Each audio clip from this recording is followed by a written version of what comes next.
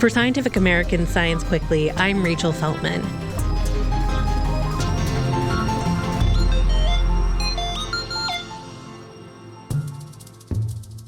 Imagine suddenly becoming allergic to a hamburger, or a steak, or bacon, or even certain cosmetics and medications. It's happening to a growing number of people across the U.S. and around the world, and the culprit is a tiny tick bite. Alpha-gal syndrome is one of the strangest allergies we know of. It's a tick bite-triggered sensitivity to a sugar molecule found in the meat and fat of almost all non-human mammals. As our winters get warmer and tick populations expand, more people are finding themselves unable to enjoy their favorite foods, sometimes permanently. Here to explain how a tick bite can completely change your dietary requirements and what you can do to protect yourself is Lee Haines, an associate research professor at the University of Notre Dame. Thanks so much for coming on to talk with us today. I am chuffed to be here. This is amazing. So let's start with a basic question. What is alpha-gal syndrome and what causes it? So alpha-gal syndrome is a bizarre thing. I mean, it's taken many years to resolve what causes it, but it is a tick-borne allergy to a sugar, which is very, very strange. The molecule, the sugar molecule, is called alpha-gal. That's why it's called alpha-gal syndrome. And this sugar is found primarily in red meats. So people sometimes call it a red meat allergy, which isn't quite true because it's in meat products that are not human. And people have to really change their lifestyle when they are diagnosed with this allergy. And why did we start hearing about it in the U.S. a few years ago? It took a while to be discovered in the U.S. There were people talking about becoming allergic to their hamburgers. And it took a while for collective data to get on the radar of the medical system to say, hey, something is going on here. We need to figure out what's happening. And at the same time, this is not just a U.S. problem, it's global. So a doctor in Australia was noticing the same thing in her patients, and it just took time for the science to catch up to figure out why people were getting sick and to link it to the bite of a tick, which is an unusual thing to think about triggering an allergy. Is it becoming more common? Yes, it is becoming more common. More people know about it, but I think there's several factors that cause it to seem like it's more common. So first of all, it's a funky story, no? Yeah. So the media like to pick up on it, which means that more people hear about it. That's the first thing, the availability of the news to cover it. And then the second is, maybe not in this order, but our winters are getting warmer. So there are a lot more ticks surviving, which means the more of an opportunity to be bitten. We have changed the way we behave, especially post-pandemic. So we spend more time outside as humans. So we are more exposed to possible tick bites. And I think the combination of these factors all make it sound like that it is increasing. But now we also have diagnostics to make sure that we know if you do have alpha-gal or not. So we can give some hard evidence that this is here, whereas, say, 25 years ago, we didn't even have a diagnostic.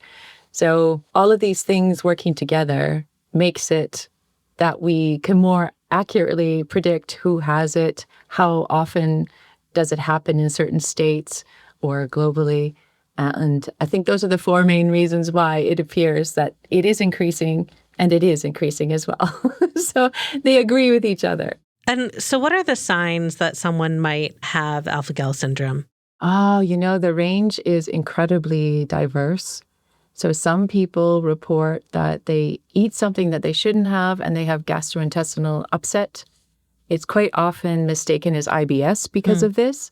So you kind of get stomach cramps, vomiting, diarrhea, and then it progressively gets worse. You might break out in hives. You could be intensely itchy. Worst case scenario, you're going to have anaphylactic shock to that steak you ate. So it depends on how big of the dose of sugar you got or you ate, because some meat has a lot more of this sugar than others, like pork kidney. Whoa, steak and kidney pie. that will trigger an allergy, even if you're just slightly sensitized. And if it gets really bad, you can find that you're reacting even through your skin. So Oh, if you wow. rub something like lanolin into your skin, or you use this new cosmetic trend of beef tallow, and you have beef tallow lipstick, and you end up chewing some of your lipstick, you're ingesting this sugar because it's a meat product. So you can have swollen lips or without the Botox, or you could end up becoming really sick. So some people have to carry an EpiPen. Wow. So what should someone do if they suspect they might have it? First of all, be smart and take a journal of what you eat and how you feel after you eat. So you've collected some evidence. Be your own scientist, citizen scientist. And then arrange to either talk with your doctor or get a referral to an allergist and take your journal with you and say, look, this is what I've noticed. And they should right away ask you if you want to get tested for alpha-gal syndrome, which is just a simple blood test. And once that comes in and you get your diagnosis, you have to change the way you eat and you have to avoid tick bites. You might have to carry an EpiPen if you really are allergic to everything, because you can become allergic to any type of product coming from an animal. So dairy, cheese, cosmetics, medications, gelatin, like many things could trigger your allergy. And is there any treatment or cure? That's an excellent question.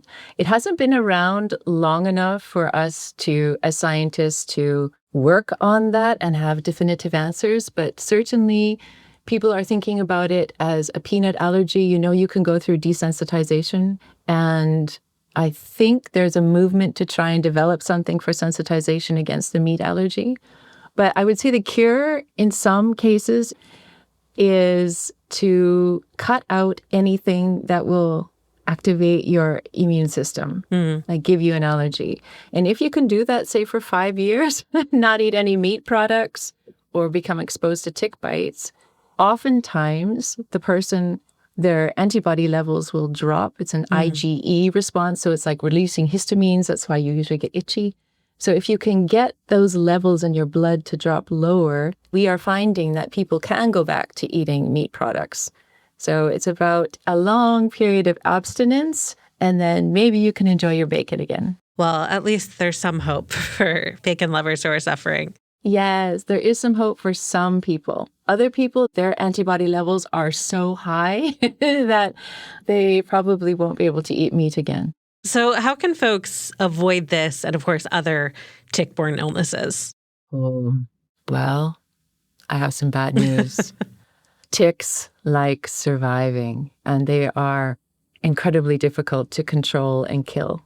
So that's the first thing. We can't just spray and hope to get rid of all the ticks. So it really depends on our own ability to protect ourselves from tick bites, which means using 30% DEET or 20% picaridin.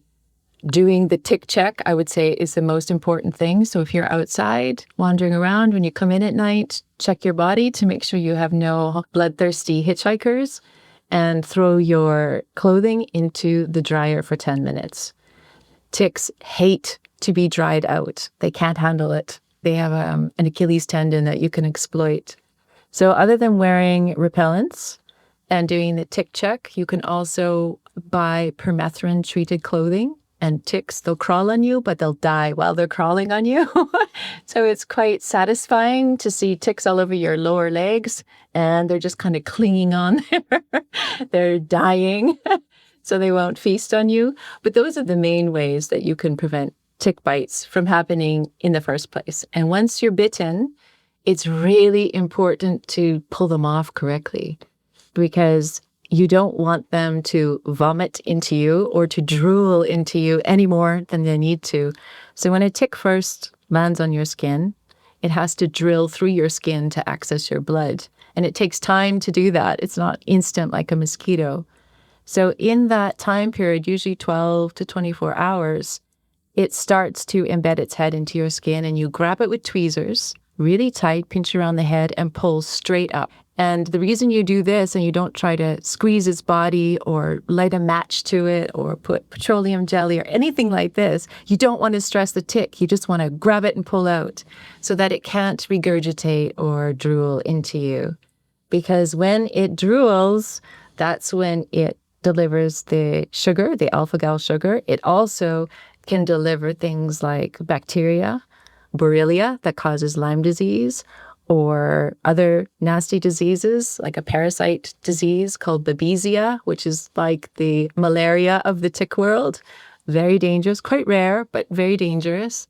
But there's many different pathogens, like intruders, invaders, that a tick can transmit.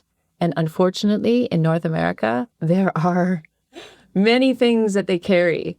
So what's unique is that the alpha-gal allergy is usually linked to the Lone Star tick. So it's a big, fat, juicy tick that's got a white spot on its back that looks a bit like a star. That's why it's called the Lone Star. It's only on females, this star. And the thought was that they were the only tick that could spread this allergy. But now, if you look globally, many different species of ticks spread this allergy, including the tick that spreads Lyme disease. So there was a case just recently in Maine where the woman developed alpha-gal syndrome, and she was never bitten by a Lone Star tick, just these black-legged ticks, which is really scary because they are so abundant. And the Lone Star ticks are moving north, which is also scary because they're very aggressive ticks that lay thousands of eggs, so they quite quickly can take over a system. So very important to be vigilant with the tick checks is the takeaway. Absolutely. That is the biggest takeaway, which is tricky, you know, because the baby ticks, the larvae that hatch from the eggs, they're the size of your freckle or smaller, right? So you're like, is that freckle moving? And you're, investigate quickly.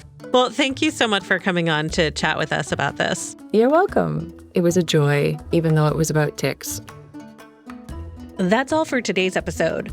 We'll be back on Friday with a mind-bending conversation about the very nature of reality. Science Quickly is produced by me, Rachel Feltman, along with Fonda Mwangi, Kelso Harper, and Jeff DelViscio. This episode was edited by Alex Sugiura. Shayna Posses and Aaron Shattuck fact-check our show. Our theme music was composed by Dominic Smith. Subscribe to Scientific American for more up-to-date and in-depth science news. For Scientific American, this is Rachel Feltman. See you next time.